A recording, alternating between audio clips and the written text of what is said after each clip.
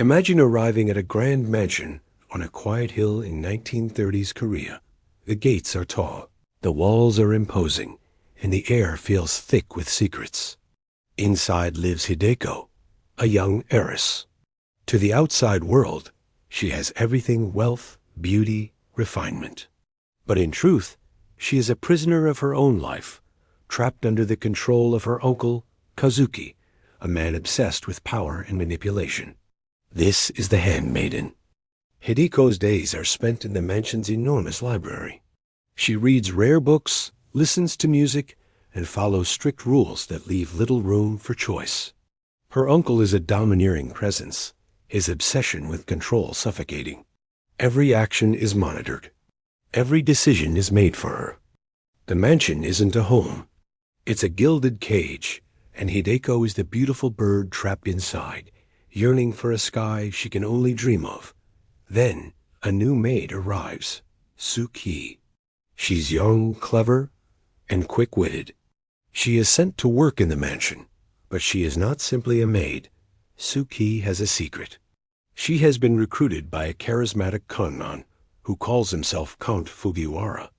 His plan is simple yet audacious. Marry the wealthy Hideko, declare her insane, and seize her entire fortune. Suki's role is crucial. She must gain Hideko's trust, act as her confidant, and subtly nudge her into the arms of the Count. The reward promises her a life of freedom and riches, a world away from the poverty she's always known. At first, Suki and Hideko keep their distance. Hideko is cautious, her trust shattered by years of manipulation. Suki, ever the performer, must navigate this delicate dance with care. She observes every detail: Hideko's daily routines, her tense interactions with her uncle, the hidden sadness in her eyes, the way she trembles when she thinks no one is watching. Suki's mission is clear: manipulate the heiress. But as they spend more time together, a subtle bond begins to form. They share small moments of laughter, whispers in the vast library, and the quiet thrill of defying Kazuki's suffocating rules. Suki starts to see beyond the wealthy prize she was sent to capture. She sees a woman of immense intelligence and quiet strength, suffocated by her circumstances. The admiration she feels is unexpected, and it soon blossoms into something far more profound: a deep, protective connection. The lines of her mission begin to blur. This isn't just a con anymore. It's personal. Hideko, too, begins to see Suki differently. In a house filled with deceit and cruelty, Suki's presence is a breath of fresh air. There is a gentle understanding in Suki's eyes, a trustworthiness that stands in stark contrast to the cold calculation of her uncle and the slick charm of Count Fujiwara. For the first time, Hideko dares to imagine a life of her own. She begins to dream not of wealth or luxury, but of freedom, choice, and a genuine human connection. The possibility of escape, once a distant fantasy, now feels tantalizingly close. Attention in the mansion becomes almost unbearable. Every stolen glance, every whispered word, carries a mountain of weight.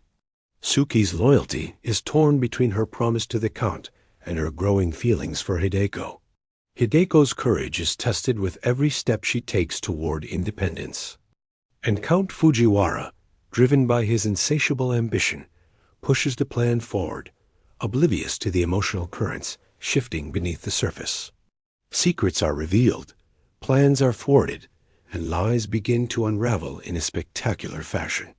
Each character's true motives are slowly exposed, twisting the narrative in ways no one could have anticipated. This isn't a simple story of deception. It's a complex chess game where every player thinks they are 3 steps ahead. One night, the walls finally come down. Hideko confides in Suki, sharing the horrifying truth about her life. She reveals the full extent of her uncle's psychological manipulation, the darkness that lurks within the library, and the emotional prison she has endured since childhood. Suki listens, her heart heavy with both guilt for her own deceit and a fierce desire to protect Hideko. At that moment, she realizes that helping Fujiwara is impossible. The con is no longer just a scheme. It's a betrayal she cannot commit. But Hideko is far from a helpless victim. Her intelligence and cunning, long suppressed, finally shine through. She begins to devise her own plan for escape, not just from her uncle, but from the entire web of deceit spun around her. And Suki, no longer a pawn in someone else's game, becomes her most trusted ally. The two women form a powerful partnership, one built not on lies, but on mutual trust, shared vulnerability, and a deep, unspoken affection. The handmaiden and the heiress are about to turn the tables on their masters. The final act is a breathtaking dance of strategy and nerve. Hideko and Suki work together, brilliantly outmaneuvering both the tyrannical Kazuki and the arrogant Count Fujiwara. The conman's perfect plan unravels spectacularly. Kazuki's cruelty is exposed for all to see. The women reclaim control of their lives, not with force, but with superior intellect and unshakable resolve. Every risk they take, every calculated decision they make, is a powerful step toward freedom and empowerment.